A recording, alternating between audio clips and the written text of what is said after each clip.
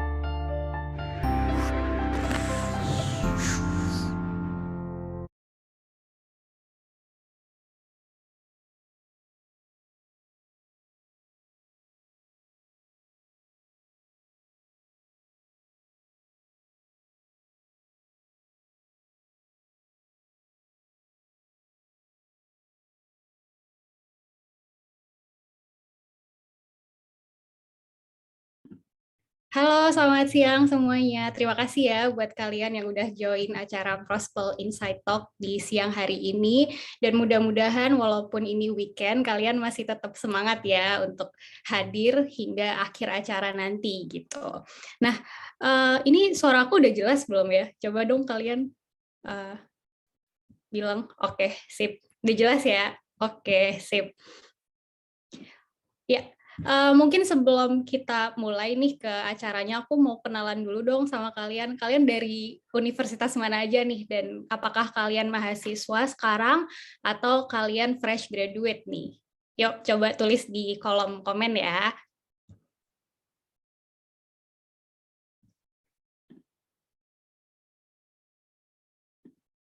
Waduh, banyak banget ya. Saya sampai nggak bisa bacanya gitu. Macam-macam nih, ada yang dari Budi Dharma, ada yang dari Medan, ada yang dari mana lagi nih? Universitas Teknokrat Indonesia, ada yang dari Unpad, mahasiswa akhir, fresh graduate, ada yang dari IPB, ada yang dari OKSW. Wah, macam-macam ya ini ya. Sip, sip, sip. Oke, nah ini emang acara ini tuh cocok banget nih buat kalian mahasiswa maupun fresh graduate yang masih bingung nih kira-kira mau nantinya tuh mau kerja sebagai apa sih? Apakah nanti kerja di industri perbankan atau mungkin FMCG? Nah, kebetulan untuk topik kita di siang hari ini tuh adalah how to get management trainee jobs in banking industry khususnya di Indonesia. Jadi di sini kalian akan mendapatkan insight mengenai gimana sih program manajemen trainee, apa sih itu, benefitnya apa, tapi lingkupnya di banking industry ya. Jadi mudah-mudahan ini bakalan insightful buat kalian semuanya. Nah, sebelum kita ke inti acaranya, aku mau kenalin dulu nih mengenai Prospel. Mungkin dari kalian masih banyak ya yang belum tahu Prospel itu apa.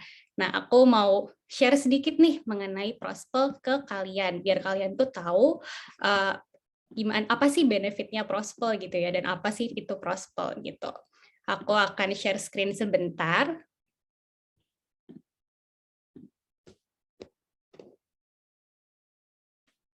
Ya, jadi untuk udah bisa ngelihat layar aku kan ya? Udah bisa belum? Oke, sip.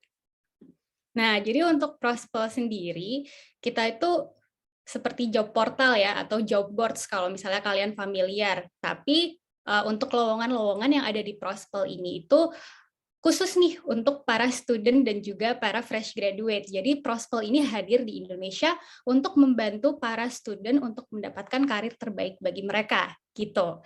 Nah, jadi kalau misalnya kalian nih penasaran sama Prospel, kalian bisa langsung ke id.prospel.com. Di sana kalian bisa melihat banyak banget opportunity yang tentunya udah terkurasi ya untuk kalian para fresh graduate maupun mahasiswa yang cari-cari lowongan seperti manajemen trainee, internship, dan juga lowongan yang sekiranya cocok nih buat kalian mahasiswa gitu.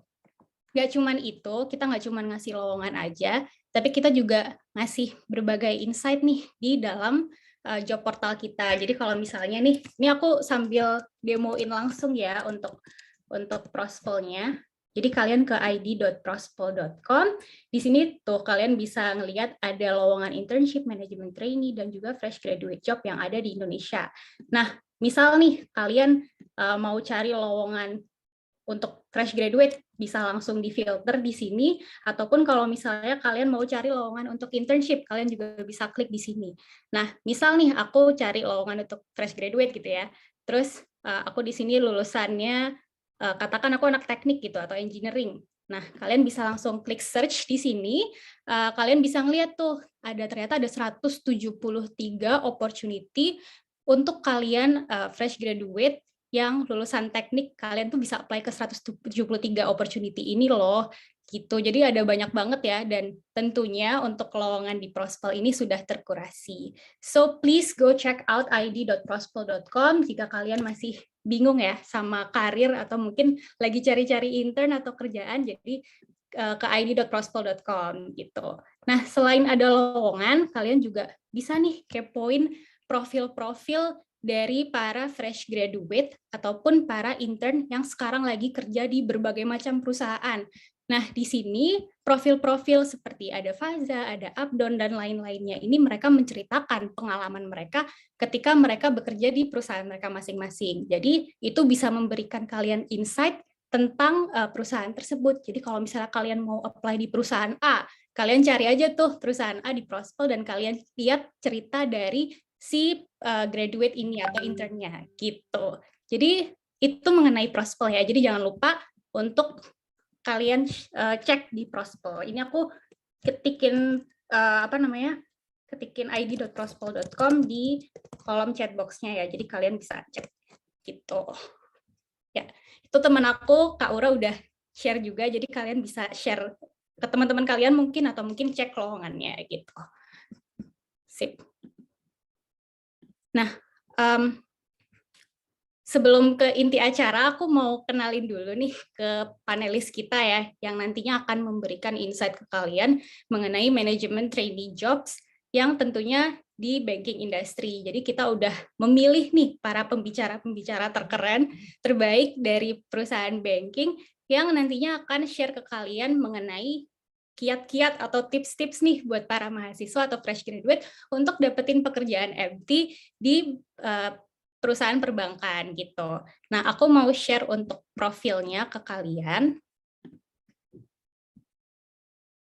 Kira-kira ada siapa aja sih gitu. Mungkin kalian kalau misalnya udah lihat di email atau mungkin di sosial media kita udah tahu ya speakernya ada siapa aja gitu. Nah, yang pertama kita akan kehadiran nih dari Bank Mandiri, ada Abdon Muhammad yang dia sekarang bekerja sebagai dealer marketing trading di Bank Mandiri. Selanjutnya kita juga ada Reza Jaya Negara, ODP atau Officer Development Program di Bank BNI, itu kayak program manajemen trainee-nya Bank BNI gitu. Nah, terus kita juga ada Aulia M. Widodo dari Bank Danamon.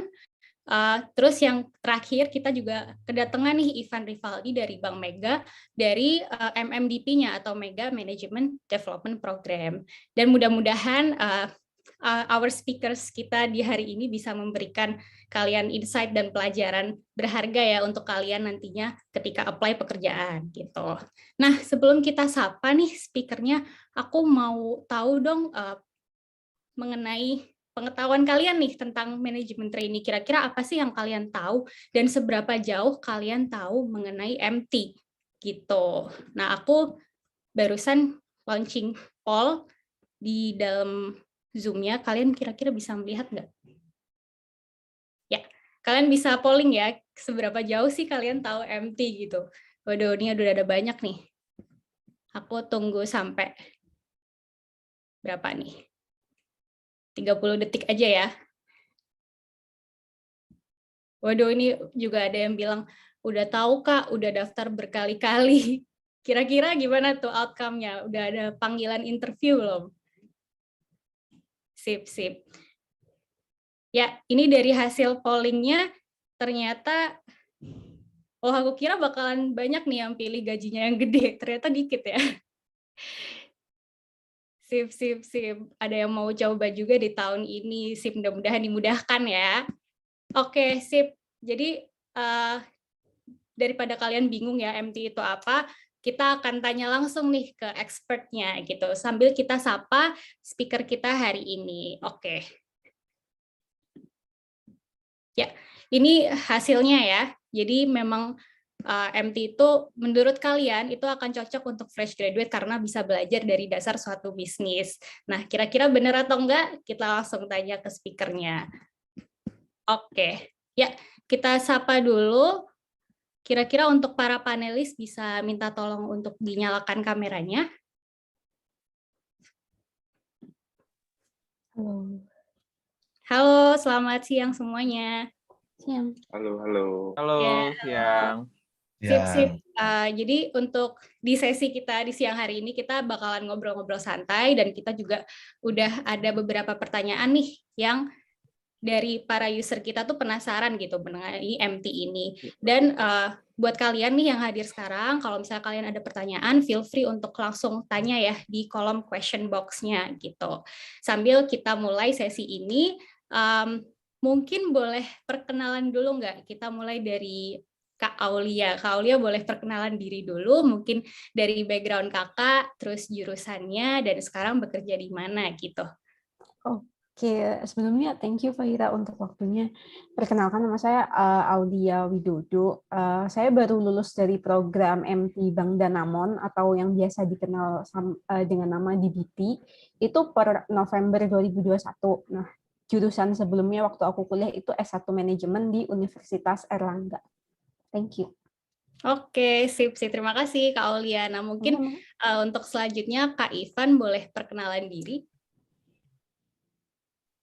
Oke, semuanya halo, selamat pagi, salam kenal. Perkenalkan, saya Ivan Rivaldi. Saya kuliah di Universitas Gadjah Mada, jurusan Ilmu Ekonomi, lulus tahun 2020, dan saat ini masih ongoing mengikuti program di Bank Mega Management Development Program, sama dengan program yang teman-teman lainnya ikutin juga, program manajemen trainee, dan saat ini masih dalam proses OJT 2. Oke, sip. Salam kenal Kak Salam Ivan. kenal. Ya, untuk selanjutnya Kak Reza mungkin boleh memperkenalkan dirinya. Ya, halo semua teman-teman. Perkenalkan nama aku Reza. Aku dulu kuliahnya di Institut Teknologi Bandung. Jurusan aku itu oceanografi dari Fakultas Ilmu Teknologi Kebumian. Aku sekarang sedang mengikuti program MT-nya dari BNI atau namanya itu Officer Development Program, dan sudah 12 bulan di bulan ini untuk menjalani program tersebut. Terima kasih. Baik, terima kasih Kak Reza. Salam kenal. Dan yang terakhir nih untuk pembicara kita, Kak Abdon boleh perkenalan dirinya. Oke, thank you, Faira. Halo, salam kenal semuanya. Perkenalkan, saya Abdon Muhammad dari Bank Mandiri. Bekerja saat ini sebagai dealer marketing trading. Sebelumnya, saya kuliah di Institut Teknologi Bandung dengan jurusan Teknik Industri. Thank you. Oke, sip. Gimana teman-teman mengenai background dari para pembicaranya nih? Keren nggak? Kalian penasaran nggak sama karir-karir mereka nih? Gimana sih ceritanya mereka bisa dapat kerja di perbankan gitu? Kalau misalnya kalian ada pertanyaan, feel free untuk tulis di Q&A box-nya. Nanti aku bakal kurasi dan akan aku tanyakan ketika sesi Q&A akhirnya. Dan jangan lupa make sure kalian tonton sampai akhir dan nanti kita akan bagikan sertifikat nih buat kalian yang nonton Prospel Insight Talk nih sampai akhir, sampai mengisi feedback formnya. Jadi make sure ya buat tonton terus. Sip, kita masuk nih ke sesi pertanyaan yang pertama. Aku boleh nanya dong ke Kak Reza nih, kenapa sih Kak Reza memilih untuk berkarir di manajemen trainee? Dan mungkin bisa diceritakan nggak sih manajemen trainee itu apa dan apa bedanya sama yang masuk ke jalur non-MT nih, gitu. Oke. Mungkin aku jawab dari pertanyaan pertama dulu. Sepengalaman aku, MT itu, kenapa sih aku memilih ke jalur MT? Tentunya kalau di MT itu kan karena ada semacam tanda kutip kurikulumnya di dalam, khususnya di dalam BNI sendiri, di mana kita tuh dapat materi-materi yang sangat insightful dan itu knowledge baru, suplemen tambahan buat kita. Nah, apa bedanya dengan MT dengan jalur biasa? Karena MT ini sebenarnya kita kalau di tempat di BNI ini dituntut untuk tahu secara general baru ke spesifik ke bidang yang kita pengen kayak gitu. Bedanya apa dengan yang biasa? Mungkin di MT ini kita tuh ada benefitnya secara lebih adalah kita ini percepatan karir sih dari yang mungkin kalau di bukan jalur MT itu tidak harus mungkin karir PT dari awal, kita ada semacam batu loncatan di mana karir kita bisa lebih di jalur MT ini, seperti itu sih. Oke, sip. Berarti dari jenjang karirnya dan juga kurikulum yang memang sudah jelas ya, kita bisa mempelajari apa aja. Itu di BNI nih. Nah, mungkin kalau Abdon bisa jelasin nggak kalau alasan kamu memilih berkarir MT di Bank Mandiri ini apa sih gitu dan benefitnya apa? Oke. MT sebenarnya adalah program yang emang disiapin oleh perusahaan untuk para fresh graduate, terutama dalam menyiapin pemimpin-pemimpin masa depan di perusahaan tersebut. Dan kenapa ingin berkarir di Bank Mandiri di program MT? Yang pertama, terdapat kepastian jenjang karir yang terencana, karena di situ awal-awal dijelasin dulu plan-nya sebenarnya seperti apa. Jadi setiap individu yang masuk di ODP program itu sudah dibikin karir path-nya seperti apa hingga 30 tahun ke depan, hingga pensiun. Kemudian juga nggak jauh beda yang tadi disebutin sama Reza di BNI, pelajaran yang didapatkan sangat beragam dan sangat mendasar. Program pendidikannya diajarkan secara lengkap selama training.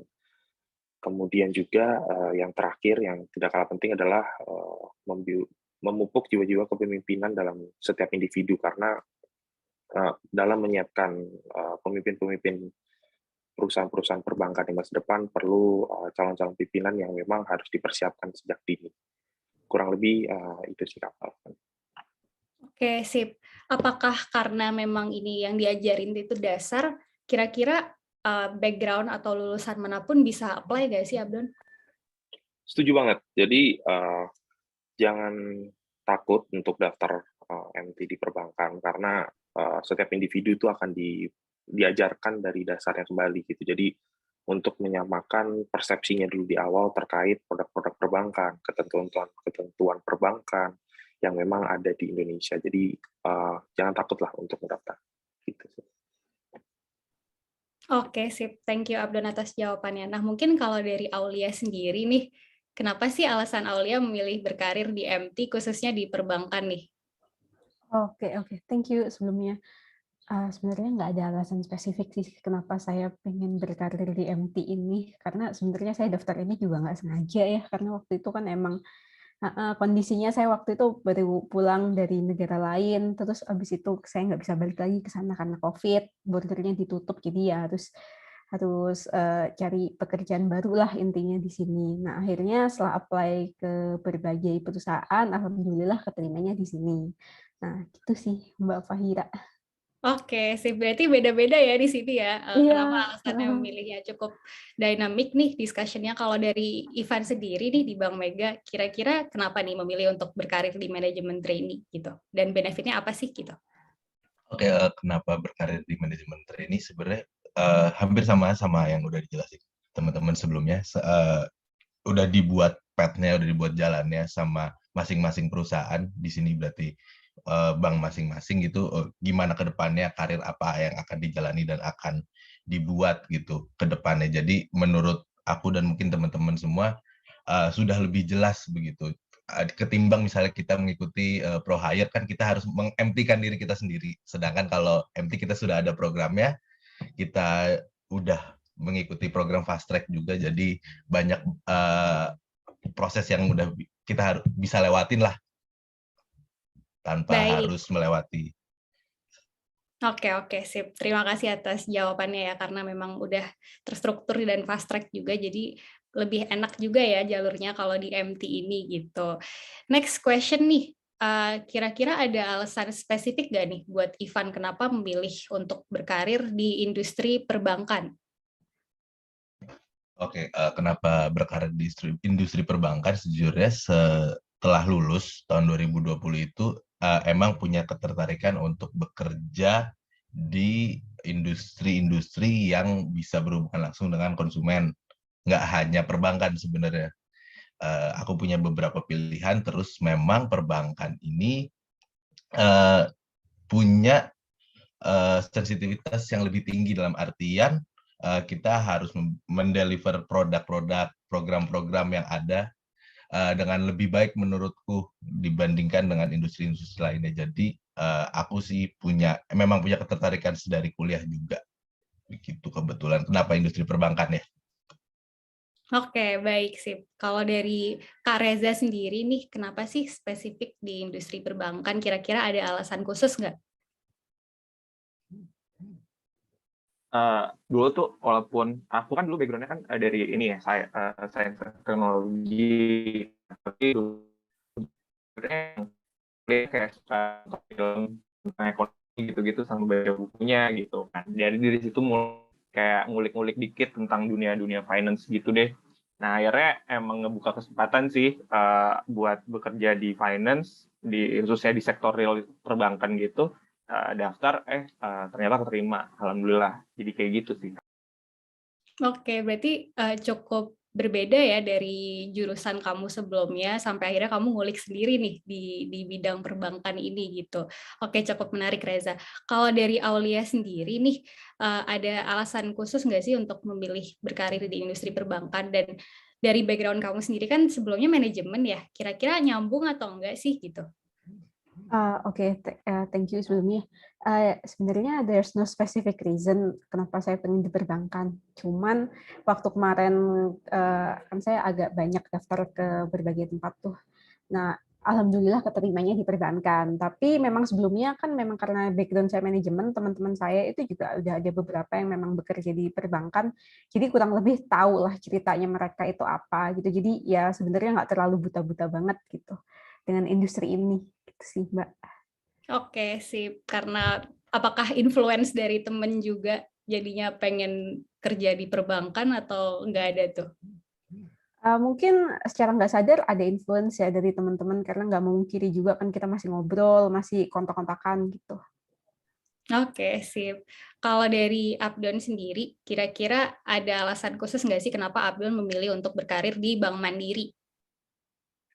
Kalau alasan khususnya sebenarnya karena melihat sosok orang tua yang sebelumnya bekerja di industri ini, jadi sudah menginfluence saya lah sejak kecil. Terlebih juga memang saya suka tuh keilmuan finance dari semenjak SMA. Meskipun saya masuk ke teknik, selama saya kuliah itu banyak beririsan dengan keilmuan finance. Jadi emang arahnya dari kuliah emang sudah pengen ke arah perbankan. Kurang lebih gitu sih. Oke, baik. Berarti ada influence dari orang tua juga ya, Abdon ya? Oke, sip. Ini next question nih, ini cukup menarik nih buat kalian yang tertarik untuk lebih tahu tentang proses seleksinya ya di dunia MT dan perbankan khususnya. Aku mau nanya nih ke Aulia. Jadi proses seleksi yang ada di Bank Danamon untuk DBT ya namanya, Danamon Bankers Trainee, itu bisa dijelasin nggak kira-kira bagaimana proses seleksinya? Jadi kalau di Danamon sendiri itu prosesnya emang lebih panjang ya dibanding beberapa bank lainnya. Kita ada sekitar 7 tahapan kalau nggak salah waktu itu. Jadi yang pertama itu ada registrasi, yang kedua itu psikotes online. Oh iya, sebelumnya semuanya online, sorry. Karena ini pandemi, tapi nggak tahu nanti kalau misalnya pandeminya udah selesai, apakah balik lagi ke offline atau tetap online. Nah, jadi sorry, saya balikin lagi. Yang pertama itu registrasi, yang kedua itu ada psikotes online, lalu ada FGD, setelah itu wawancara HR. Nah, yang beda itu setelah wawancara HR itu ada tahapan namanya itu ujian intre proses mungkin ya namanya. Nah, itu di mana kita itu dikasih semacam kasus-kasus gitu di situ dan kita diminta untuk present hasil dari analisis kita. Setelah kita lulus intre itu, kita akan menghadapi panel interview, yaitu kita interview dengan BOD atau BOM atau bos-bosnya perusahaan lah intinya. Lalu setelah itu baru kita ikut MCU dan verbal, kalau udah lolos dari panelnya itu baru kita ditawarin verbal offering dan melakukan MCU gitu. Dilihat juga sih hasil MCU-nya kalau di Danamon apakah memang proper untuk bisa join atau enggak gitu. Oke, itu untuk proses seleksinya kira-kira perkiraan aja ya, memakan waktu berapa lama sih gitu? Kalau di Danamon ini saya lihat lumayan gercep ya, kayak semua proses itu sekitar 2 bulan dari sejak kita dikabarin untuk ikut psikotes online gitu. Cuma 2 bulan aja sih. Tapi mungkin ada jeda waktu saat melakukan registrasi sampai keterima psikotes online itu saya agak lupa sih itu jeda waktunya berapa. Tapi kalau kita mulai dari tahapan semua perusahaannya, wawancara-wawancara itu takes no more than 2 months lah. Oke, baik. Nah, ini aku nanya lagi nih, mumpung lagi topiknya di Bank Danamon gitu ya, proses seleksinya. Kira-kira susah nggak sih ketika mungkin yang challenging itu kan kayak FGD mungkin atau mungkin interview dengan direksinya, itu menurut kamu, pengalaman kamu gimana? Challenging kah? Dan kira-kira persiapan apa aja yang kamu butuhkan? Kalau jelas challenging ya, karena ini kan saya baru juga di industri ini, belum ada pengalaman sebelumnya, jadi mungkin untuk persiapan lebih ke banyak baca-baca aja terkait terkait Danamon ya kalau dalam kasus ini.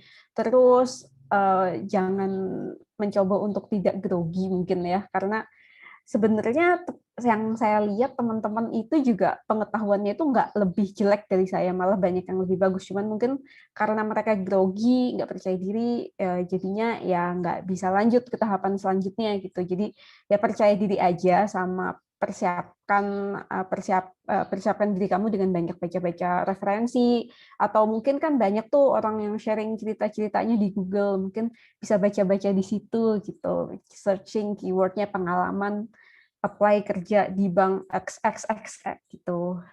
Gitu aja sih. Oke, sip. Dan juga berarti memang harus confident ya. Oke, itu kuncinya teman-teman. Jadi emang harus confident ketika apply, dan mungkin bisa menambah pengetahuan dengan searching-searching di Google, atau mungkin lihat di Prospel ya untuk pengalaman-pengalaman para fresh graduate atau mungkin mahasiswa ini kayak gimana gitu ketika mereka menjalani proses seleksinya hingga nanti kerjanya gitu. Sip, terima kasih Aulia udah menjawab banget. Nah, mungkin selanjutnya aku mau nanya Ivan nih di Bank Mega. Itu bagaimana ya proses seleksi Mega Management Development Program ini? Gitu.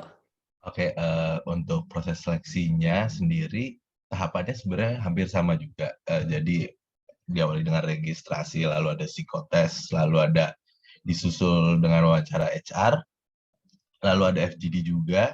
Lalu mungkin yang sedikit berbeda, kita dikasih waktu untuk membuat suatu proyek secara individual dan mempresentasikannya. Jadi itu mungkin jangka waktunya sekitar 1-2 minggu. Ketika saya mengikuti program tersebut ya, setelah kita apabila lolos interview dari project tersebut, kita lanjut ke interview user dan medical check up. Jadi setelah medical check up lolos, kita melewati 6 tahap tersebut, 6-7 tahap tersebut, kita diundang untuk melakukan tanda tangan kontrak. Gitu kurang lebih. Sorry, masih di mute, Kak? Sorry. Kira-kira dari yang proses seleksi ada berapa? 7 ya? 7 tahap itu yang menurut Ivan, ya.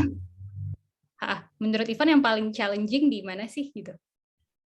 Menurut aku sih pas ketika presentasi project, karena kebetulan diinformasikannya kita disuruh membuat project untuk dipresentasikan ke user, project-project yang memang berintegrasi dengan grup, karena kebetulan Bank Mega adalah bagian dari Site Corpora, punya Pak Khairil Tanjung. Jadi kita membuat, ketika aku di interview waktu itu, diinstruksikannya untuk membuat project yang bisa terintegrasi dengan grup-grup lainnya begitu. Jadi harus cukup ngulik juga nih, kira-kira bukan hanya Bank Meganya begitu, cuman grup-grup lainnya, unit-unit usaha lainnya, gimana sih cara kerjanya, gimana sih mereka hubungannya dengan Bank Mega itu sendiri ataupun sebaliknya, kurang lebih gitu.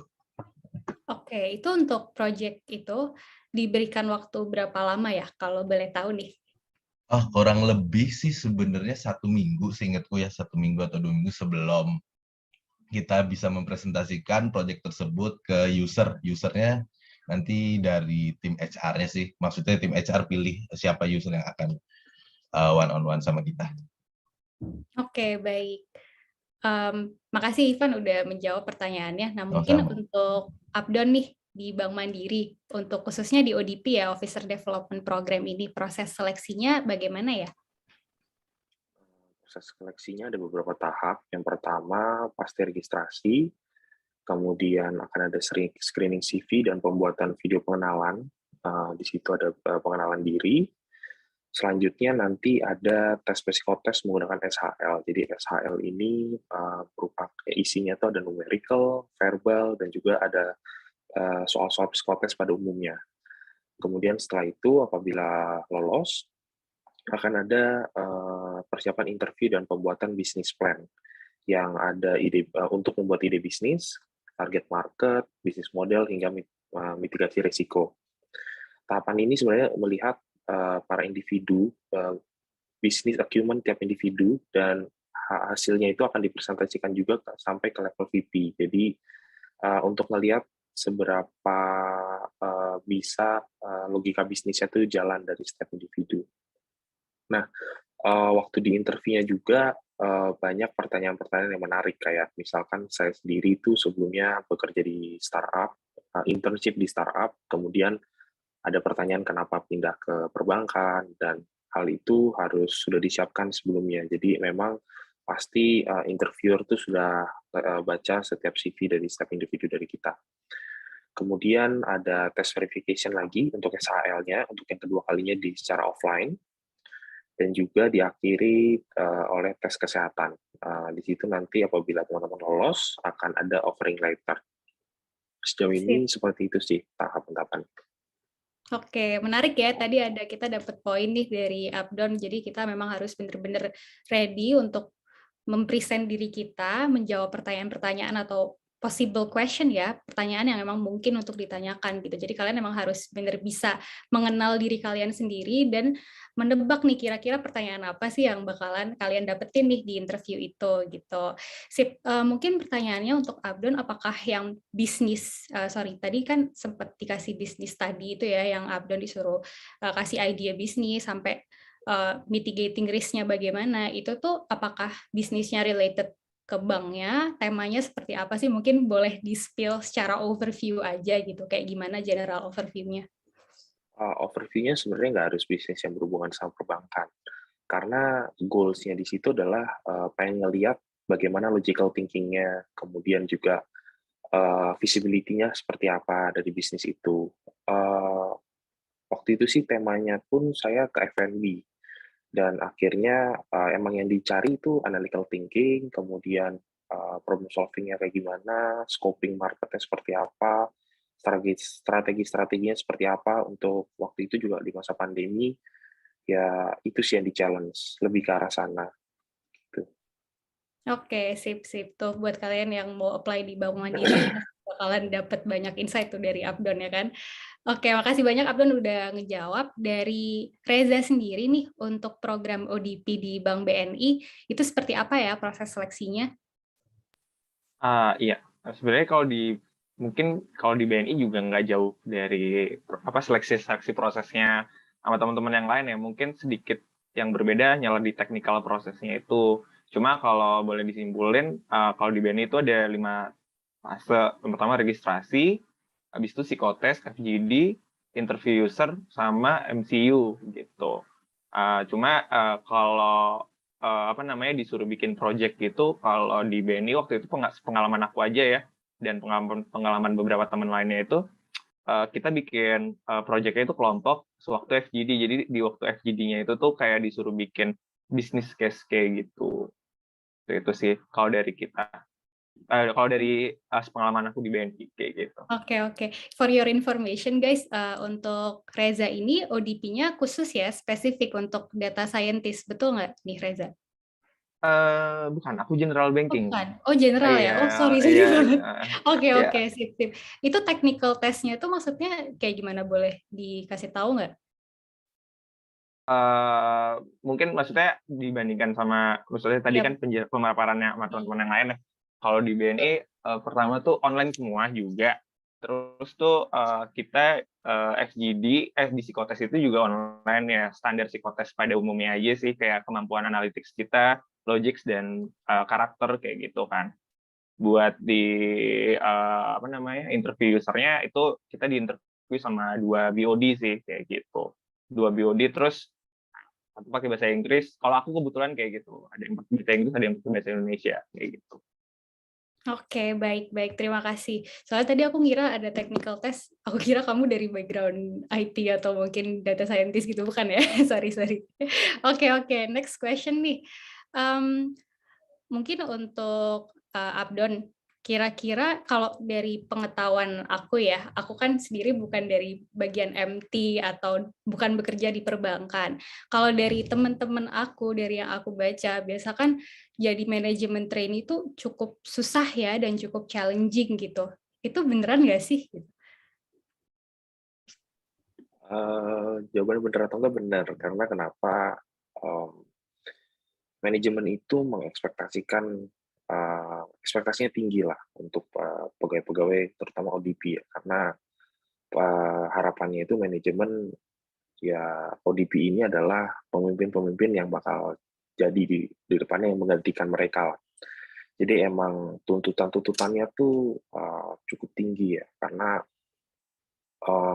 sudah dipersiapkan, di training dari A sampai Z mengenai perbankan, Dan memang challenging sih, apalagi to meet their expectation tuh cukup sulit lah, karena tapi tetap harus belajar dan berusaha lah semaksimal mungkin, karena jangan sampai nggak bisa mendeliver apa yang diamanahin. Kurang lebih emang kalau jawabannya sulit atau enggak, bener masih ya emang sulit. Oke, tapi sampai di titik ini Abdon udah melewati ya masa-masa itu. Jadi udah selesai, udah lolos nih di ODP-nya. Jadi selamat nih buat Abdon. Oke, sip. Makasih jawabannya Abdon. Untuk Aulia sendiri nih, kira-kira di Danamon Bankers Trainee itu susah nggak sih? Se-challenging itu kah? Oke, sebelumnya thank you. Untuk di Danamon sebenarnya nggak jauh beda sih dengan bank-bank lainnya ya. Untuk challenging ya pasti semuanya juga challenging gitu. Tapi kalau di mungkin karena ini masa pandemi ya, jadi semua pembelajaran itu dilakukan online sehingga mungkin agak susah misalnya ada materi yang kita kurang kuasai saat sesi kelas atau hal-hal yang kita ingin tanyakan ke pengajar gitu. Karena kan kita harus kontak mereka secara private, mungkin waktunya mereka juga sedikit karena kan memang sibuk gitu ya. Terus challenge lainnya itu mungkin karena ini pandemi semuanya online, mungkin untuk time managementnya itu agak berantakan ya. Nah, itu yang harus kita hadapi sih. Terus next lagi itu mungkin karena saat saya saat saya pelatihan mungkin namanya itu, saat saya training itu kan semuanya online, jadi mungkin agak bosen gitu, agak jenuh aja sih. Kalau dari saya itu aja. Oke, sip. Kira-kira nih dari Aulia sendiri, kira-kira ada tips untuk tetap bisa survive nggak sih di Danamon Bankers Trainee ini? Iya. Ada beberapa tips. Yang pertama itu kita harus inisiatif untuk cari sumber atau tanya-tanya orang lain gitu. Misalnya kita tanya dan jangan cepat menyerah. Jadi misalnya kita tanya lalu orangnya sibuk, jangan ya udah orangnya sibuk saya nggak bisa hubungin lagi. Mungkin kita bisa bikin janji di lain waktu gitu ya. Jadi tidak menyerah. Yang kedua itu kita harus adaptif karena situasi begini kan mungkin ke depannya akan banyak sekali terjadi dan nggak cuma sekali ini aja. Lalu yang ketiga itu usahakan tekun dan telaten sih untuk melakukan sesuatu sehingga nanti jadi habit dan mungkin akan memperbaiki cara kita untuk mengatur time management gitu. Oke, sip. Baik. Thank you. Terima kasih atas jawabannya nih Aulia. Nah, kalau untuk Ivan sendiri di Bank Mega, itu se-challenging itukah program MMDP-nya, dan kira-kira ada tips khusus nggak nih buat Ivan? Dari Ivan untuk tetap bisa survive di MMDP ini? Oke, jadi kalau mungkin teman-teman lain tadi udah coba cerita dari sisi pihak manajemennya, mungkin aku coba share dari sisi teman-teman seangkatannya. Dari manajemennya pasti ada tekanan juga, ada pressure juga untuk kita bisa memenuhi ekspektasi mereka, karena secara nggak langsung mereka udah investasi ke kita gitu sebagai peserta anggota manajemen trainee. Cuma kalau dari teman-temannya, karena kita belajar bareng juga, terus ada di suasana yang kompetitif dalam hal yang baik ya, maksudnya dalam terminologi yang baik, walaupun sulit, akhirnya karena kita belajar bareng-bareng dari pengenalan perbankan sampai ke produk-produk yang ada di Bank Mega kalau di aku gitu, dan lain-lainnya hingga OJT 1, OJT 2, suasananya tetap seru, tetap menarik, walaupun memang tekanannya banyak. Jadi ngejalaninnya pun happy kalau aku ya, karena kita selalu senang ketika ada di lingkungan yang suportif lah, begitu kurang lebih. Kalau untuk tipsnya sih inisiatif sih menurutku. Kalau udah inisiatif nanti yang lain pasti ngikutin. Kita inisiatif kita nggak tahu, misal kita inisiatif nanya nggak bisa, kita inisiatif untuk reschedule dan lain-lain, nanti yang lain akan ngikutin. Oke, sip. Jadi hampir sama ya tipsnya sama kayak Aulia gitu. Emang inisiatif ini penting banget buat kalian yang nantinya join MT gitu, karena kalian harus nggak boleh ragu untuk bertanya gitu, dan kalaupun misalnya nggak dijawab, apalagi dengan situasi yang sekarang mungkin trainingnya online gitu kan bakalan challenging banget nih buat kalian untuk bertanya, dan online gitu kan beda gitu situasinya sama kalian kalau kerja offline di kantor, kalian tinggal tap pundak teman kalian dan nanya itu bisa gitu. Tapi kalau ini kan susah gitu. Jadi itu challenging-nya ketika online ini. Dan menurut Ivan sendiri penting juga ya untuk lingkungan kerja yang bagus, karena itu supporting ketika kalian berada working di under pressure gitu, dalam tekanan. Sip. Dan kebetulan Ivan juga mendapatkan teman-teman yang enak ya mungkin ya, jadi bisa survive gitu. Ya. Tapi pasti semua tempat pasti lingkungannya oke lah. Oke, sip. Baik. Untuk Reza sendiri nih, kira-kira susah nggak sih untuk jadi MT? Mungkin ada challenge tersendiri kah dari Reza di Bank BNI? Kalau jadi MT mungkin selama proses di MT aku sekarang ini, challenge pasti menurutku semua pekerjaan pasti ada challenge-nya sih. Pasti nggak ada yang pekerjaan gampang, easy gitu. Pasti kan kita kan punya masuk ke lingkungan yang beda gitu, yang dimana itu sektor real. Di konteksnya di sini bukan kayak kita di kuliah lagi. Itu pasti challenge buat aku, apalagi kalau misalkan aku background-nya kan bukan dari finance ya. Jadi harus ngulik sendiri, belajar sendiri, dan benar kata teman-teman yang lain, inisiatif dan harus supaya rajin, dan kan karena kita diinvestasiin sama pihak manajemen, dari kita mungkin sebisa mungkin do the best, berusaha sebaik mungkin lah. Mungkin kalau aku nambahinnya walaupun itu challenge, aku tetap happy sih, karena kebetulan aku suka gitu kan. Kebetulan aku suka dengan program aku yang sekarang gitu. Jadi mungkin pakai hati kali ya. Aku nambahin itu aja sih. Pekerja pakai hati, kalau nggak pakai hati karena capek sendiri. Asik. Oke. Makasih banget nih Reza. Cukup insightful ya, makasih banget. Untuk next question nih buat Aulia. Kalau misalnya kamu mau balik lagi nih jadi fresh graduate, kira-kira kamu akan tetap ngambil jalur karir sebagai MT nggak sih? Pasti sih. pasti akan ambil, karena kan memang apalagi kalau fresh graduate ya, pasti exposure-nya terhadap program-program seperti ini itu lebih banyak dibanding misal kita udah bekerja di suatu tempat terus balik lagi gitu untuk mencari kerja lainnya gitu. Nah, pasti daftar sih, karena ini kan bagus banget ya untuk program ini, kita jadi bisa tahu industri secara holistik, diajarin gitu, dan emang ada trainingnya gitu sih. Oke, sip. Berarti nggak menyesal ya dengan Enggak keputusannya dong. sekarang. Enggak. Sip. Mantap. Kalau dari Abdan sendiri nih, kira-kira kalau balik lagi jadi fresh graduate, masih mau nggak sih untuk berkarir sebagai MT? Saya akan tetap di program MT ya, terutama di perbankan. Karena pekerjaannya sesuai dengan ekspektasi yang saya punya sebelum saya join. Baik, oke, sip. Sangat tegas ya jawabannya. Untuk event sendiri nih di MMDP, gimana nih? Kira-kira kamu kalau jadi fresh graduate lagi, masih ingin berkarir nggak sih di MMDP ini? Kalau misalnya nih aku tiba-tiba fresh graduate lagi sih, aku bakal tetap lanjut. Tetap akan mengambil path yang sama sih, karena benar kata teman-teman yang lain juga tadi bahwa sudah sesuai ekspektasi.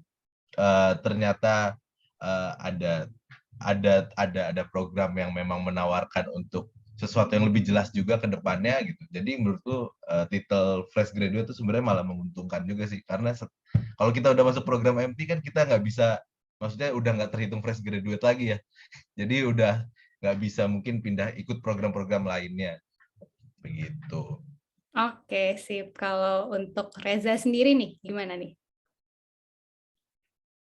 Kalau aku sih mungkin tahu ya, karena aku juga orangnya tuh generalis gitu sih Kak. Jadi kayak cocok deh kalau di MD kayak gitu. Aku bukan kayak misalkan kalau teman-temanku yang kerjanya tuh benar-benar, kan ada T-shape kan. T-shape tuh kan kayak ada orang general, ada orang spesifik kayak gitu. Mungkin aku orang yang generalnya lebih lebar dibandingkan orang yang spesifiknya kayak gitu. Kalau aku pribadi ya kayak gitu sih. Jadi kalau buat jawab pertanyaan, ya aku say yes buat tetap masuk ke MT gitu.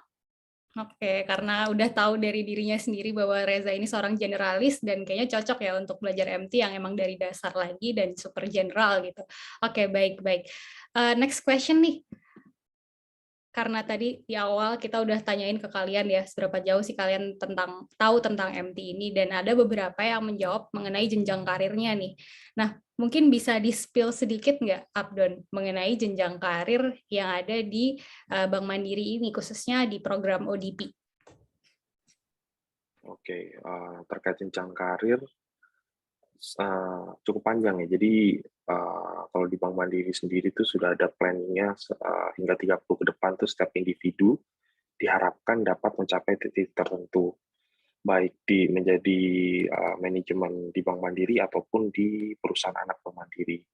Kemudian melalui misalkan setelah ODP nanti akan ada bisa untuk program S2 dari perusahaan, kemudian juga nanti akan disiapkan di semi manajemen, ada programnya kembali, hingga nanti disiapkan memang menjadi direksi perusahaan.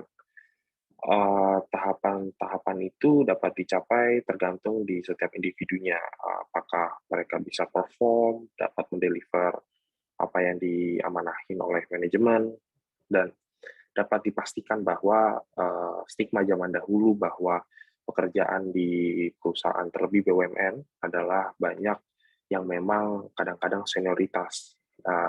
Itu adalah, dan saya sendiri merasa itu masih stigma hingga saat ini. Tapi setelah saya hadir di Bank Mandiri, saya melihat kenyataannya pun tidak gitu. Umur hanyalah angka. Meskipun teman-teman di sini misalkan nanti bisa berkarir, bisa perform, hal yang memungkinkan untuk teman-teman itu bisa lebih dahulu daripada teman-teman untuk mendapatkan promosi. Jadi umur itu bukan menjadi batasan lah. Itu hal yang kadang-kadang menjadi concern kenapa teman-teman mau atau tidaknya kerja di perusahaan yang di perusahaan BUMN terutama. Kurang lebih gitu sih. Oke, sip. Terima kasih tuh buat kalian yang mau kerja di BUMN, khususnya di perbankan. Jenjang karirnya itu bakalan bagus, apalagi kalau misalnya udah ikut ODP ini ya, karena memang sudah terplan dari awal, dan balik lagi sih, itu tergantung dari performance kalian masing-masing gitu. Oh ya, Abdon, kira-kira kalau misalnya ada orang, aku nih join ke Bank Mandiri, tapi bukan dari jalur yang MT ya, atau ODP ini, kira-kira aku akan mendapatkan jenjang karir yang sama nggak sih sama kayak MT gitu? Jadi kalau individu yang sebelumnya tidak melalui jalur MT, akan ada jalur namanya SDP atau Staff Development Program. Namun hal tersebut baru bisa dilakukan membutuhkan requirement tertentu, misalkan masa kerja minimal berapa tahun, kemudian requirement pengalaman, ada namanya program itu. Saya kurang tahu detail terkait program tersebut, tapi untuk menjawab apakah memungkinkan, memungkinkan. Jadi kalau saya lihat sih di Bank Mandiri memberikan kesempatan ke semua individu gitu. Dan contoh nyatanya adalah di grup saya itu terdapat VP yang dari program SDP gitu. Jadi nggak hanya orang-orang yang ODP hanya yang bisa menjadi manajemen, tapi dari SDP pun masih ada chance gitu, masih ada peluang. Kurang lebih gitu. Oke, sip. Berarti peluang karirnya sama-sama cerah gitu ya, cuman mungkin kalau yang ODP memang udah terplan dari awal.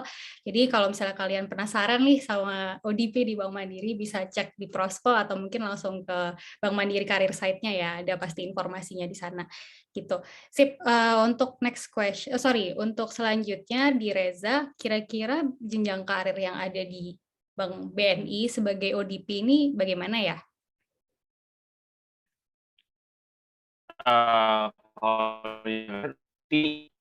Kalau dibilang ada opportunity dan terbuka, yes, itu jawabannya ya. Cuma balik lagi kan, setelah MT kan berarti kan kita benar-benar kita punya tanggung jawab kita sendiri gitu. Dan pastinya ya karir kita jenjangnya itu ada opportunity selebar mungkin sampai jajaran direksi ya no one knows gitu. Mungkin aja dari program MT bisa, cuma pastinya itu kan tergantung performance dan afiliasi kita. Itu dua hal yang penting sih, performance dan affiliation. Kalau di Bank BNI kayak gitu. Kalau misalkan buat karir yang di luar, misalkan dari professional hire gitu, itu juga tetap terbuka lebar kok. Kayak gitu. Baik, kira-kira nih aku penasaran kalau di ODP Bank BNI sendiri, itu kira-kira ada yang tengah-tengah program gitu, tiba-tiba langsung karena mungkin dia merasakan kurang cocok mungkin atau dia nggak sesuai sama lingkungannya, ada nggak sih yang kira-kira bisa nggak lolos gitu? Sebenarnya kalau betul biasanya kita misal satu batch, mungkin satu batch anggaplah 40 orang atau 30 sampai 40. Itu biasanya ada aja 1 sampai 5 orang yang mengundurkan diri, tapi bukan berarti dia nggak capable gitu. Mungkin dia di tengah jalan ngerasa, "Oh, kayaknya aku lebih cocok di tempat yang lain," gitu. Kayak gitu itu ada aja sih, cuma bukan bukan dalam hal tidak capable ya. Dan tentunya sebenarnya kita berat, maksudnya padahal hal-hal kayak gitu juga udah dimitigasi sama pihak manajemen kayak gitu. Karena kan kita mungkin disclaimer juga buat teman-teman tahu kalau di BNI itu kita punya ikatan kontrak nggak boleh keluar selama 4 tahun kayak gitu. Ketika kita sudah menandatangani kontrak tersebut kayak gitu. Karena ada beberapa use case penalty yang akan diberikan oleh pihak manajemen kita jika kita melanggar sign kontrak kita sendiri kayak gitu. Oke. Berarti, untuk jawaban yang jenjang karirnya itu memang based on your performance dan, capability kita juga ya untuk menjalani program tersebut. Dan apakah ada case yang tiba-tiba mereka nggak cocok, itu juga ada gitu ya, tapi balik lagi lah ke kita masing-masing gitu, bagaimana kita menghadapi situasi dan apakah cocok atau tidaknya di suatu, industri gitu. Sip, terima kasih Reza atas jawabannya. Nah, kalau untuk Aulia sendiri di Bank Danamon itu kayak gimana sih? Boleh di-spill nggak jenjang karir yang ada di Bank Danamon ini? Khususnya di DBT ya? Sebenarnya nggak jauh beda ya sama yang udah di-mention teman-teman sebelumnya, tergantung kapabilitas kita juga. Cuman memang kalau program seperti ini kan emang udah lebih rapi, sudah ada career path-nya yang bisa kita ikutin. Dan misalnya kita memang punya kapasitas untuk bisa naik, ya kita pasti bakal naik secepat-cepatnya gitu. Cuman kalau di Bank Danamon mungkin kita juga ada rolling ya setiap 2-3 tahun itu. Jadi misalnya kalau di bank itu kan ada front end, back end, middle end gitu. Mungkin middle end gitu lah. Nah, itu jadi kita akan tiap 3 tahun itu kita di rolling. Jadi tahun pertama mungkin kita akan mempelajari di divisi yang lebih berhubungan dengan nasabah, dengan end user gitu. Lalu di tahun tahun depan 3 tahun mendatangnya lagi kita akan berhubungan dengan yang back end. Kita mempelajari terkait software yang digunakan mungkin ya, atau hardware atau sistem di belakangnya gitu. Lalu yang next 3 tahun lagi kita belajar tentang middle-nya, gimana sih, apa aja yang dibutuhkan untuk menghubungkan si front dan back itu gitu sih. Lalu itu aja sih kalau dari aku, mungkin lebih holistik aja gitu. Oke, sip. Kira-kira kalau ini out of curiosity aja sih, di Bank Danamon sendiri itu juga ada kontrak seperti itu kah untuk DBT seperti yang di-mention sama Reza tadi ya? Jadi kayak ada kontrak selama 4 tahun untuk di Bank BNI. Kalau di Bank Danamon sendiri ada nggak sih? Kalau di Danamon pasti ada. Cuman kita nggak selama yang tadi di bank sebelumnya yang 4 tahun. Kalau di Danamon itu cuma 3 tahun. Oke, baik. Kira-kira nih mungkin di lingkungan Aulia gitu ya, ada nggak sih yang mungkin dia dalam waktu setahun atau mungkin 2 tahun udah diangkat jadi manajer kayak gitu tuh, hal yang possible nggak sih di Bank Danamon? Possible. Udah ada beberapa teman aku yang emang kayak gitu sih. Oke, Jadi balik bukan lagi ya, hal yang mustahil. Emang performance. kapabilitas. Baik, sip. Ini untuk Ivan sendiri di Bank Mega, MMDP-nya seperti apa ya jenjang karirnya? Jenjang karirnya sebenarnya mungkin gambaran simpelnya, selama kita melaksanakan proses training selama 1 tahun, itu kita masih ada di bawah payung HR. Memang benar seperti yang mungkin sama dengan teman-teman lainnya rasakan juga. Setelah kita selesai mengikuti program, kita udah menjadi tanggung jawab kita masing-masing, dan itu juga tergantung berdasarkan performance kita, exposure kita, apakah mungkin ada posisi yang kosong juga, mungkin karena nggak menutup kemungkinan juga bahwa kenaikan jabatan ataupun percepatan karir itu bergantung dengan gerbong yang ada di kantor masing-masing juga menurut aku gitu. Jadi semua memang tergantung kondisi gitu. Jadi kita memang harus terus siap gitu. Ketika kondisinya datang, peluangnya datang, kita bisa langsung ambil gitu. Dan nggak menutup kemungkinan juga bahwa kita gitu sebagai anak-anak yang mengikuti program manajemen training atau ODP dan sebagainya gitu, bisa ada di director level kah mungkin atau top management level gitu. Itu sangat nggak menutup kemungkinan, itu sangat terbuka kemungkinannya. Gitu. Oke, baik. Terima kasih, Ivan. Mungkin aku mau nanya pertanyaannya sama nih. Kira-kira possible nggak sih di Bank Mega gitu, kalau misalnya kita emang performance-nya bagus gitu ya, dalam waktu setahun atau 2 tahun, kita udah diangkat untuk menjadi manajer gitu? Oh, sebenarnya sangat mungkin gitu. Kenapa sangat mungkin? Sebenarnya hitung-hitungan aja. Hitung-hitungan dalam artian ketika lulus ikut program, kita sudah jadi asmen gitu, assistant manager. Dengan berperforma yang baik gitu, maksudnya kita dengan punya performa yang baik, kita mungkin bisa dapat exposure yang oke juga. Untuk menjadi manajer tuh hanya tinggal satu step lagi artinya kan. Artinya itu sangat possible sih menurutku. Oke, sip. Thank you so much atas jawabannya. Oh iya, ini next question nih. Kira-kira untuk ketika kita udah masuk nih di program MT-nya, kira-kira ada skill khusus nggak sih yang dibutuhkan untuk bisa survive di dunia MT perbankan ini? Bisa minta tolong dijawab nggak, Reza?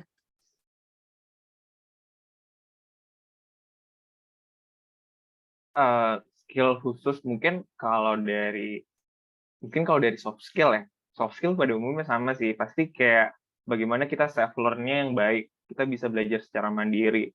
Kita bisa adaptif terhadap environment kita. Itu mungkin soft skill.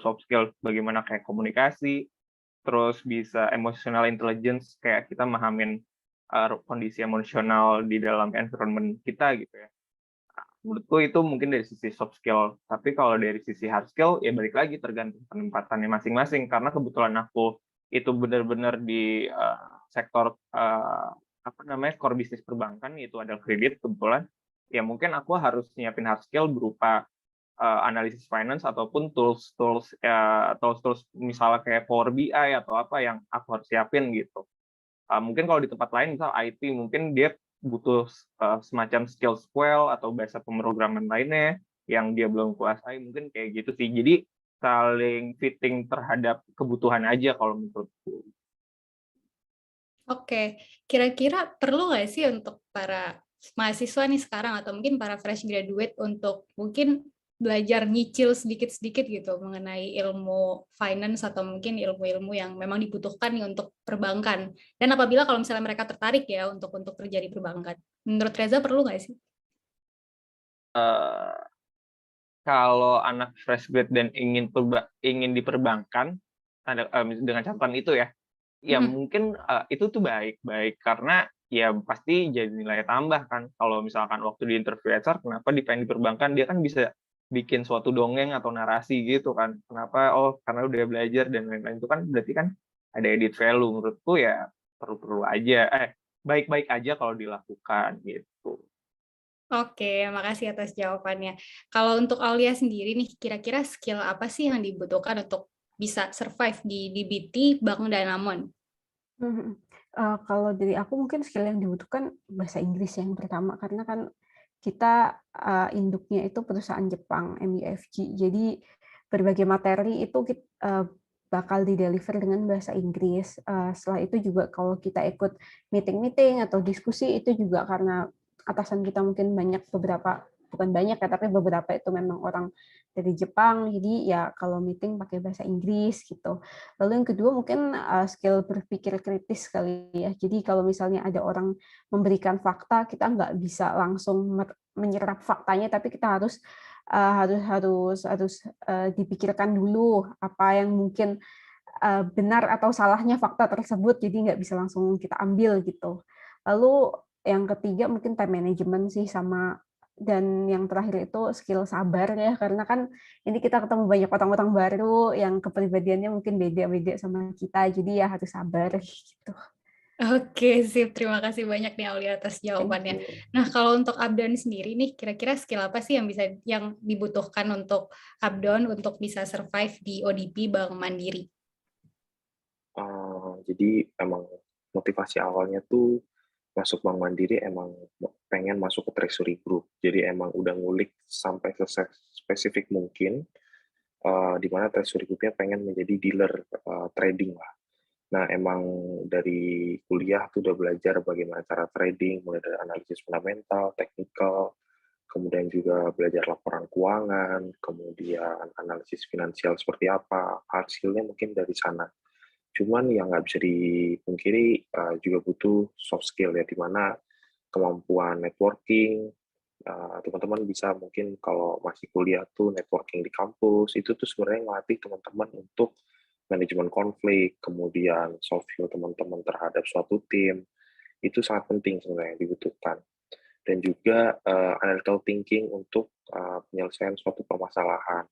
Nah, di sini kan juga pasti teman-teman waktu kuliah belajar tentang problem solving ya. Coba digali lebih lanjut, analytical thinking-nya, tools-tools problem solving-nya dipelajarin, dan juga sifat yang apa ya, maksudnya rendah hati lah, maksudnya ya bisa berkomunikasi dengan baik lah sama senior, apalagi kan masuk ke yang kalau stigmanya balik lagi masuk ke dunia perbankan tuh yang sangat corporate ya, corporate yang memang sangat lumayan kaku lah organisasinya, jadi harus bisa menyesuaikan ke sana sih kalau dari segi soft skill, mungkin dari saya itu. Baik, terima kasih Abdon atas jawabannya. Nah, untuk Ivan nih, gimana nih untuk skill yang dibutuhkan untuk bisa survive atau mungkin lolos di MMDP Bank Mega ini?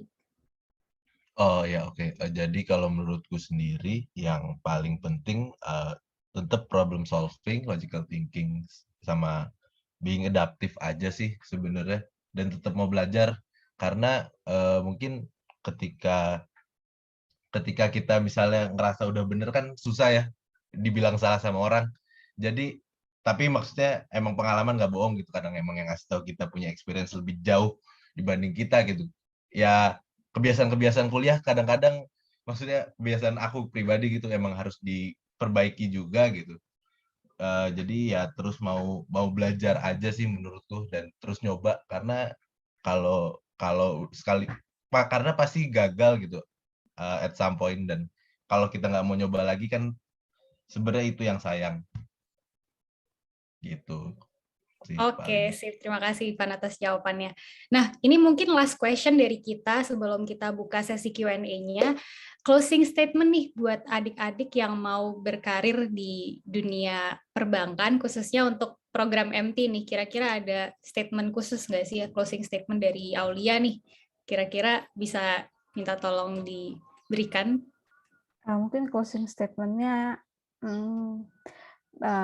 percaya diri, lalu banyak-banyak ngobrol dengan orang lain biar kita bisa tahu insight dan isu-isu terbaru, sehingga nanti pada saat wawancara kita bisa engage dengan yang wawancara kita dan kita bisa merebut hati mereka, intinya gitu sih. Itu nggak cuma untuk di industri perbankan aja, tapi untuk ke semuanya gitu. Itu aja sih kode aku, tetap semangat. Oke, semangat teman-teman. Kalau dari Reza sendiri, closing statement-nya seperti apa nih? Kalau dari aku pasti yang penting semangat aja, dan kalau menurut aku ya dari pengalaman aku mencari kerja adalah hal yang paling pertama adalah mental bahwa kita deserve atas pekerjaan yang kita mau gitu. Tunjukin kegigihan aja sih bahwa kita tuh deserve dan punya mental yang kuat untuk menjalani itu kayak gitu.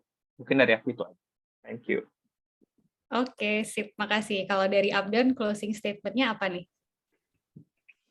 Bekerjalah sesuai passion, karena sesuatu yang dikerjakan dengan passion, kita akan lebih semangat dalam mengejarkannya. Jangan paksakan untuk masuk ke industri tertentu berdasarkan benefit. Good luck, teman-teman semua. Sip, terima kasih banyak dari Abdon. Untuk Ivan sendiri, closing statement-nya seperti apa nih untuk teman-teman kita? Kalau dari aku mungkin semangat terus, tetap dicoba terus, dan latihan terus karena ya pasti kan practice make perfect. Oke, sip. Makasih banyak. Jadi terima kasih nih untuk para panelis kita, untuk para speaker kita udah menjawab pertanyaan dari Prospel. Nah, kita akan buka sesi Q&A-nya. Ini udah ada banyak banget nih yang nanya-nanya, dan terima kasih juga nih untuk para panelis kita udah berbaik hati, ada yang menjawab juga. Jadi makasih nih. Oh ya, ini aku sambil pilih-pilih pertanyaannya ya. Dan mungkin ini nih, ada nih dari Anonymous, dia nggak nyebutin namanya siapa.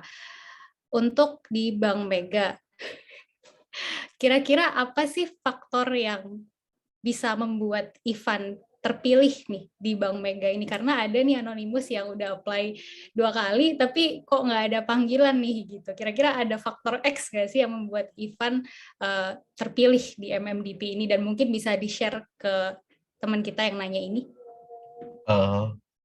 Sebenarnya kan kalau faktor X dari kitanya, maksudnya sebagai peserta, ya mungkin persiapannya sama aja, cuman yang ngelihat kan pasti dari tim HR-nya, maksudnya dari tim rekrutmen di sini berarti Bank Meganya begitu. Sebenarnya mungkin kalau Bank Mega akan adain program terus, batch baru terus, dan mungkin akan dicoba lagi.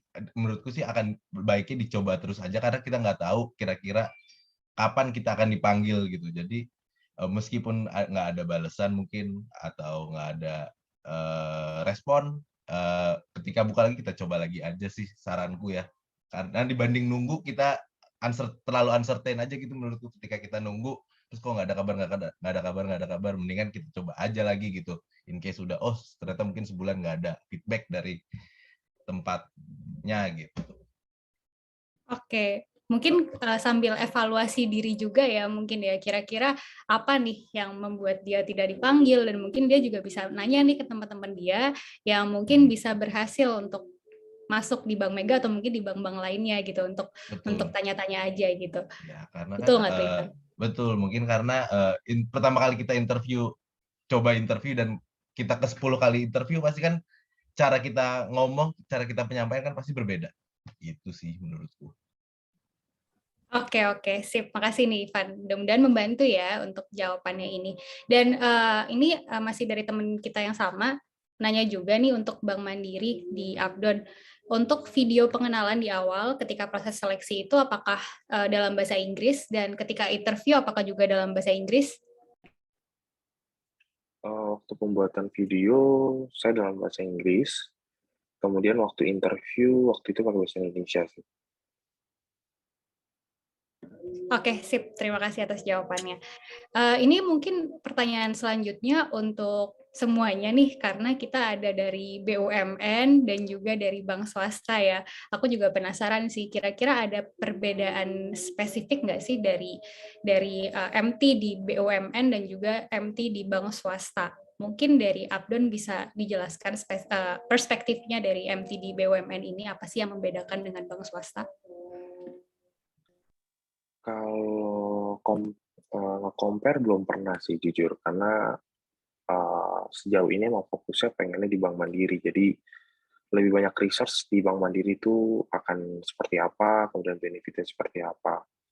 Cuman apa yang emang dicari itu waktu awal-awal pengen masuk adalah ada benefit bisa S2 dibayarin sama perusahaan, di mana itu sejalan dengan keinginan saya juga pengen S2 di luar negeri gitu. Kalau compare secara jujur belum pernah sih, jadi kurang tahu juga di bank lain seperti apa. Oke, fair answer ya dari Abdon. Kalau mungkin dari perspektifnya Reza sendiri, mungkin bisa membantu menjawab kah? Perbedaan apa MT-nya ya Kak ya. Mungkin menurutku sih kalau di dalam sisi programnya, dalam khusus MT perbankan, kayaknya aku belum pernah nge-compare secara detail sih. Cuma kalau berdasarkan cerita teman-teman dari yang di swasta, yaitu nggak beda jauh. Cuma yang jadi beda itu biasanya karena gini kan, setiap bank itu kan punya ciri khasnya masing-masing ya Kak. Punya ciri khas masing-masing. Nah, karena mereka tuh punya ciri khas masing-masing, at the end itu nanti programnya akan menyesuaikan dengan karakteristik dari bank tersebut. Paling sih aku bisa jawabnya dari situ sih, Kak. Kalau dari hasil aku compare sama teman-teman secara general gitu. Oke, sip. Kalau dari perspektif bank swasta nih mungkin Aulia bisa membantu kah dengan mungkin dari perspektifnya Aulia sendiri?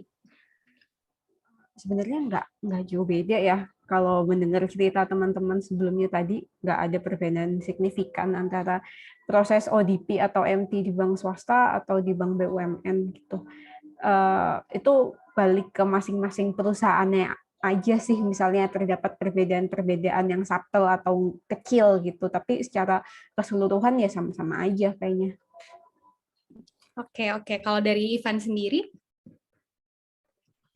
Overall pasti sama ya, maksudnya karena ada di industri yang sama pastinya gitu, punya benang merah yang sama, cuman perbedaan 1-2 mungkin nggak gitu signifikan, bener kata Reza tadi, tergantung karakteristik dari banknya aja sih. Cuma overall pasti sama. Oke, baik. Terima kasih nih. Mudah-mudahan menjawab ya. Jadi memang basically mungkin sama, tapi dari perbedaan culture-nya mungkin ya yang sedikit berbeda mungkin gitu. Ini ada pertanyaan nih. Kira-kira faktor IPK ngaruh nggak ya di MT ini? Mungkin bisa dibantu jawab, Aulia. Kalau aku lihat dari proses DBT itu memang ada batas minimum IPK yang harus dipenuhi kalau misalnya mau daftar ya. Cuman untuk ketika kamu udah melewati batas IPK itu ya udah, mau IPK-nya 4 atau 3 berapa gitu, itu nggak ngaruh sih. Asal udah memenuhi kualifikasi yang dibutuhkan aja gitu. Oke, kayaknya semuanya hampir sama ya gitu. Pasti di awal itu udah dikasih tahu ya requirement-nya IPK-nya sekian gitu. Jadi kalian sendirilah yang bisa ngejudge diri kalian ini bisa atau enggak sih apply gitu. Oke, next question. Kira-kira selain gaji, ada benefit apa aja sih yang di-offer di MT ini? Mungkin bisa di-share nggak? Kalau nggak mau nge-share gajinya juga nggak apa-apa sih, tapi mungkin kisarannya aja atau mungkin benefitnya apa gitu. Karena pasti mereka pada penasaran nih sama gaji-gaji yang ada di MT ini gitu. Mungkin kira-kira bisa di-share nggak, Abdon, mengenai kisarannya aja atau mungkin benefitnya gitu? Oke, kalau misalkan gaji atau benefit ya, sebenarnya lebih enak ngomongnya benefit, karena kalau gaji itu kan cuma satu hal.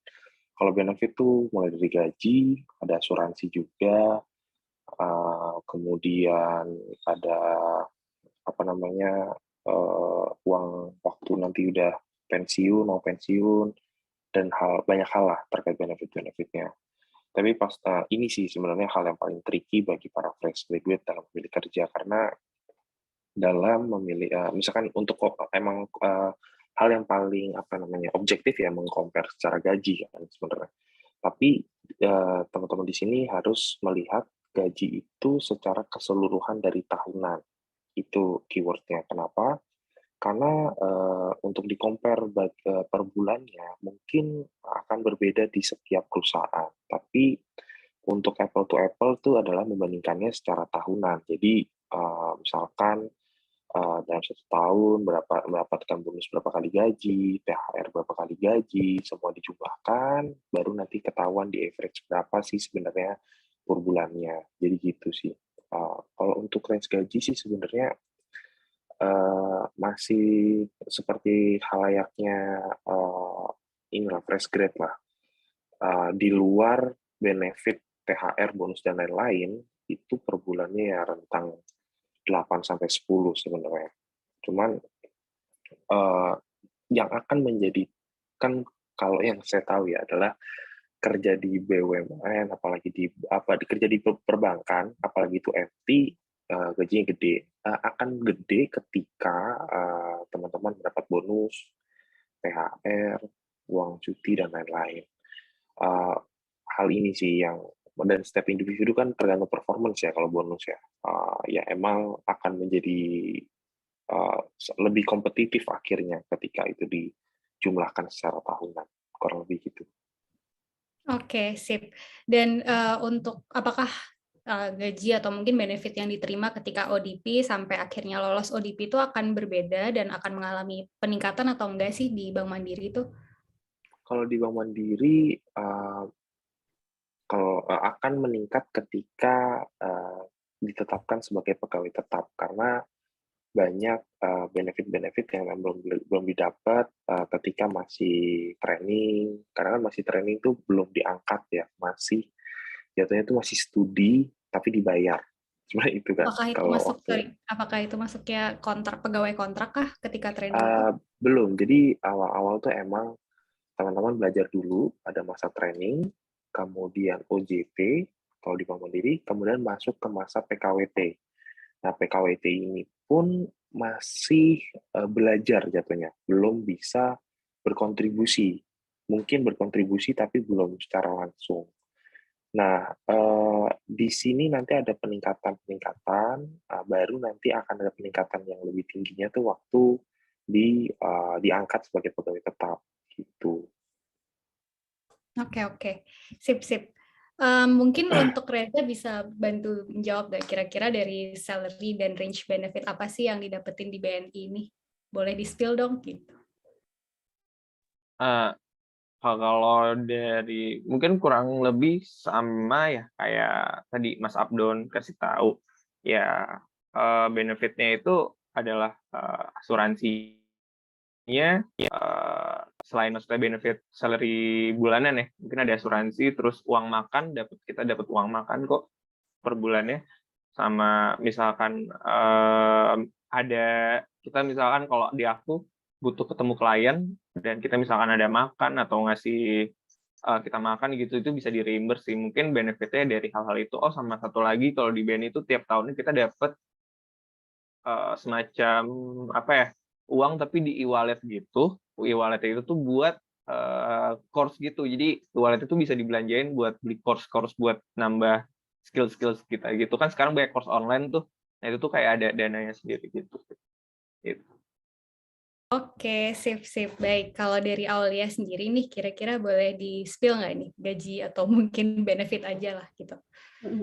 Kalau dari gaji dan benefit sebenarnya nggak jauh beda ya sama teman-teman sebelumnya. Ya ada salary, terus ada bonus, terus ada berbagai macam tunjangan lainnya yang memang kalau misalnya kita eligible ya akan dikasihkan gitu. Cuman kemarin itu waktu COVID lagi tinggi-tingginya, kita juga ada manajemen itu juga provide us with little bit more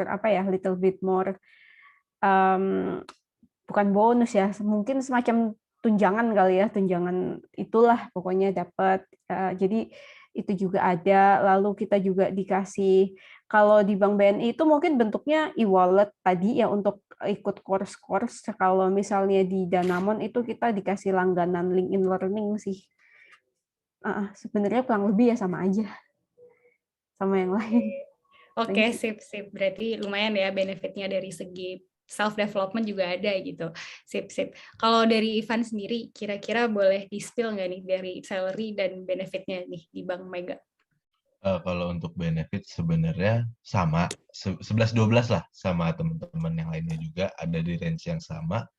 Terus kalau untuk benefit lainnya sih, karena ini karena tadi udah dijelasin dari sisi self development dan lain-lain, mungkin aku coba sampaikan kalau untuk benefit di Bank Mega, karena memang tergabung di City Corpora, kita punya benefit banyak gitu ke arah unit usaha grup-grup begitu, dalam bentuk in-kind sih sebenarnya.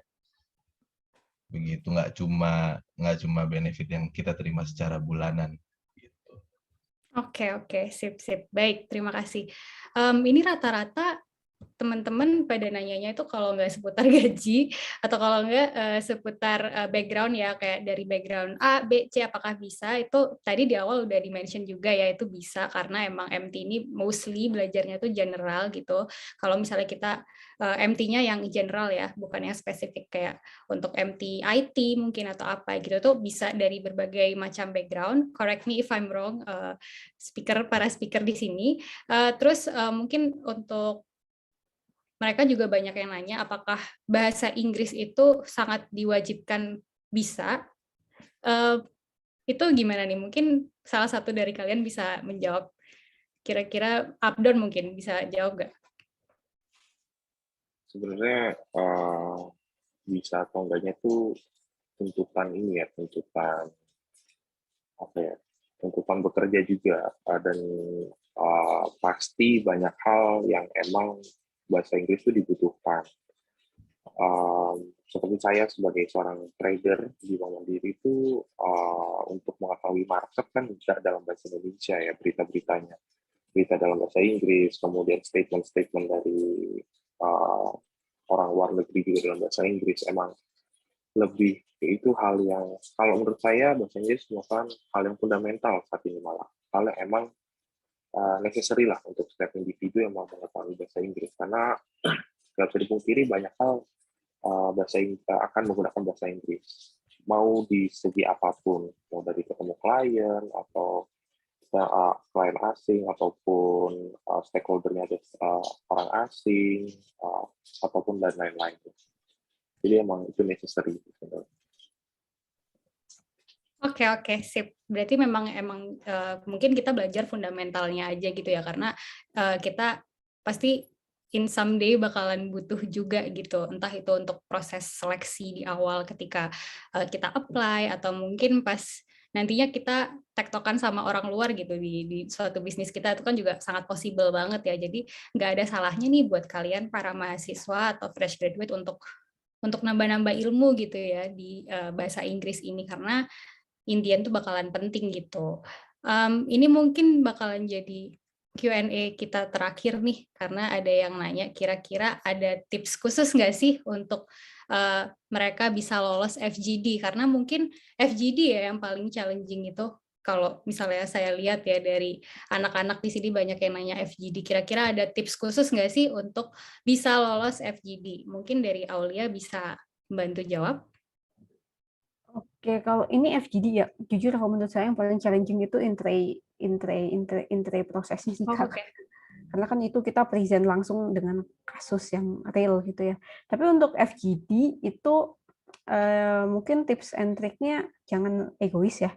Jadi kalau kita dikasih kasus itu jangan langsung saya ingin menjawab semuanya gitu, enggak, jangan gitu, tapi kasih kesempatan untuk orang lain untuk bisa jawab gitu, karena kan itu dilihat skill manajemennya juga, skill konfliknya juga dilihat gitu. Terus yang kedua, walaupun kita sudah memberi opportunity ke orang lain, tapi ya kita juga jangan diem-diem aja, ya ikut jawab juga gitu. Jadi usahakan balance lah, jangan terlalu banyak ngomong, tapi jangan terlalu diem juga gitu. Gitu aja sih, sama pede. Walaupun jawaban kamu salah, ya udahlah, orang yang lainnya juga pada nggak ngerti, santai aja gitu. Oke, pede ya guys, itu kunci. Nah, kalau dari Reza sendiri, kira-kira ada tips khusus nggak sih untuk FGD, atau mungkin kalau misalnya di BNI nggak ada FGD, mungkin dari pengalaman kamu ketika bisnis study case dan present tuh kira-kira ada tips khusus nggak sih? Ya, paling sama sih kayak Mbak, kurang lebih sama kayak Paul dia yang bilang. Cuma iya jangan takut salah, karena point of view-nya itu dalam FGD itu tuh bukan konten sih, menurutku ya, dan pengalaman teman-teman MT yang lain juga, MT teman-temanku yang lain juga, karena bukan yang point of view itu bukan si konten FGD-nya, tapi bagaimana kita berpendapat, bagaimana kita nggak egois, kita bisa kita bisa tahu nih, menyimpulkan dari banyak pikiran dan mengelola pendapat-pendapat yang ada. Itu menurutku itu poin paling pentingnya gitu sih, Kak. Jadi mengelola informasi mungkin bisa dari informasi itu bisa mencapai suatu wisdom, mungkin kayak gitu. Oke, kira-kira ada mungkin tips kayak mereka mesti belajar bisnis case dulu, Kak, kayak mungkin melihat current news mungkin tentang perusahaan tersebut, gitu membantu nggak sih menurut Reza?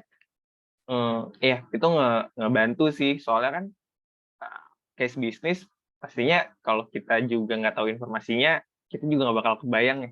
Mungkin kayak proses bisnis sederhana aja, itu mungkin suplemen yang kalau tahu itu jadi nilai positif, nilai lebih lah buat pribadi kita gitu. Sama ya tahu isu terkini gitu, itu lebih bagus gitu kan jadi bahan yang bisa didiskusikan gitu pas waktu FGD, itu bagus kok kayak gitu. Oke, baik. Kalau dari Ivan sendiri nih, kira-kira ada tips nggak? Mungkin aku nambahin aja, bener kata Reza terakhir tadi, isu terkini, karena kita nggak, at least kita tahu gitu, maksudnya ada isu apa yang terhangat di industri perbankan mungkin, atau di secara umum, secara general, karena sangat mungkin gitu materi-materi atau topik-topik FGD yang akan diberikan kepada kita ya terkait dengan isu-isu terkini. Sekarang pun banyak platform-platform memang yang menyediakan untuk kita bisa tahu isu-isu terkini gitu. Kayak Catch Me Up mungkin bisa berlangganan, dengan secara gratis kita bisa tahu informasi-informasi terkini secara harian gitu di pagi hari. Jadi bisa membantu kita juga untuk komunikasi dengan yang lain, dan pernah dengar nih masalah ini, pernah dengar nih isu tentang ini, bisa lebih gampang connecting the dots-nya pasti. Oke, baik. Kalau dari Abdan sendiri nih, untuk sebagai penutup juga, kira-kira ada tips khusus nggak sih untuk FGD? Untuk FGD itu sebenarnya harus bisa memainkan peran ya. Jadi jangan terlalu dominan, tapi jangan terlalu pasif. Dan juga menjadi problem solver lah, jangan menjadi speaker. Karena di sini sebenarnya yang sepengetahuan saya yang dicari adalah bagaimana manage konflik, kemudian teamwork gimana, dan sebenarnya kan tujuan utamanya adalah solve the problem gitu. Bukan setiap individu akan egois melihat gue bisa nih ngasih tahu solusi, padahal bukan dari hasil diskusinya. Sama juga fokus FGD kan, discussion. Jadi emang solusinya itu diharapkan adalah hasil kompromi setiap individu, hasil terbaik yang emang bisa menyelesaikan suatu permasalahan. Jadi ya kuncinya, saya waktu itu sih pernah ngebaca, saya lupa nama toolsnya, emang ada caranya belajar FGD itu memainkan peran si Red, orang yang ngomong terus, nanti si White, orang yang agak diam, terus harus bisa jadi timekeeper juga, mungkin tipsnya. Itu ada tools-toolsnya, kalau teman-teman mau searching di Google ada sepengetahuan saya. Jadi emang harus prepare dulu sebelumnya. Gitu. Oke, sip. Terima kasih banyak nih buat kalian yang udah bertanya-tanya, dan terima kasih juga buat para panelis kita, buat para speaker udah menjawab pertanyaan-pertanyaan kita, dan mudah-mudahan ilmu dari para panelis kita bisa memberikan at least insight lah buat kalian. Kalau misalnya kalian masih bingung nih mau kerja di mana, at least dapat gambaran sedikit kalau kerja di bank itu seperti ini, kalau MT itu seperti ini. Dan mungkin buat kalian yang emang udah tertarik nih untuk kerja MT di perbankan juga bisa dapetin insight untuk kiat-kiat lolos di MT perbankan ini. Jadi terima kasih banyak nih buat kalian udah join sampai di akhir acara, dan jangan lupa untuk isi feedback form yang udah aku kirim barusan. Mohon maaf ya, tadi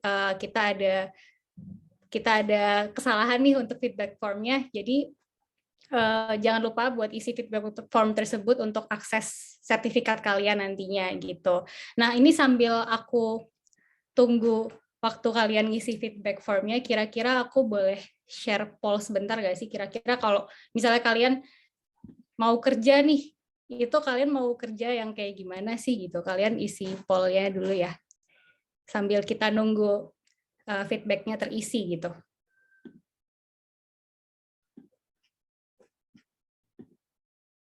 Jadi kalau misalnya kalian nanti kerja gitu, kalian mau gajinya gede, tapi kerjaannya banyak, terus lingkungannya toksik, atau kalian mau gaji biasa aja, cukup, lingkungannya nyaman, terus kerja nyantai. Kira-kira kalian mau yang mana nih?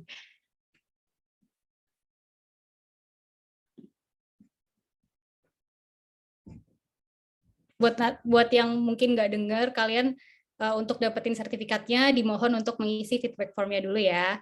Dan mungkin kalau misalnya kalian mau cari-cari internship atau mungkin cari-cari kerja, jangan lupa buat kunjungi id.praspol.com gitu. Nanti aku juga bakal share feedback formnya di grup juga sih, kalau misalnya kalian nggak. Ini berbayar apa ya maksudnya ya? Ada yang nanya berbayar nggak, Kak? Sip.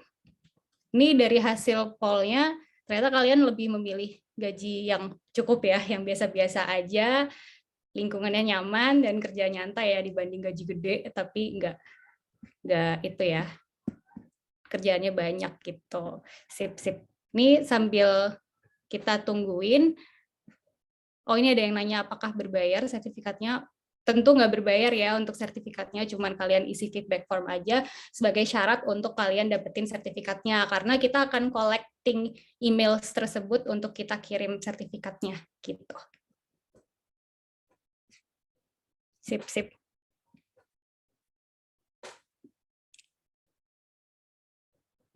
Oke, ini aku tutup ya. Terima kasih banyak nih buat para panelis udah once again, thank you so much udah menjawab pertanyaannya.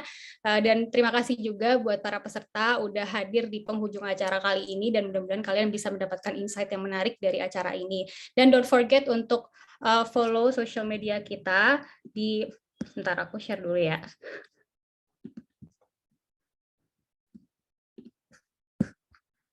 Yes, jadi untuk dapetin informasi mengenai lowongan terkini dan juga untuk dapetin info mengenai event-event selanjutnya, don't forget untuk follow social media kita karena kita bakalan share segalanya di sana. Jadi untuk social media kita ada LinkedIn, itu untuk info mengenai event global kita ya, karena Prospol ini nggak cuma ada di Indonesia, kita ada di berbagai negara, jadi untuk event-event global yang ada di luar negeri, kalian bisa follow nih di LinkedIn kita. Tapi kalau misalnya kalian mau event-event yang cuma di Indonesia aja, kalian bisa follow nih di Instagram kita, karena kita akan share di sana. Dan untuk dapetin daily alert tentang jobs, kalian bisa follow nih Telegram kita, karena kita setiap harinya akan share lowongan pekerjaan untuk para fresh graduate dan juga untuk kalian yang cari internship di sana. Jadi terima kasih ya udah join dan mudah-mudahan kalian bisa istirahat di weekend ini. Terima kasih semuanya. See you next time. Bye-bye. Thank you, Kak Ira. Oke. Terima kasih. Terima kasih. Terima kasih, Kak.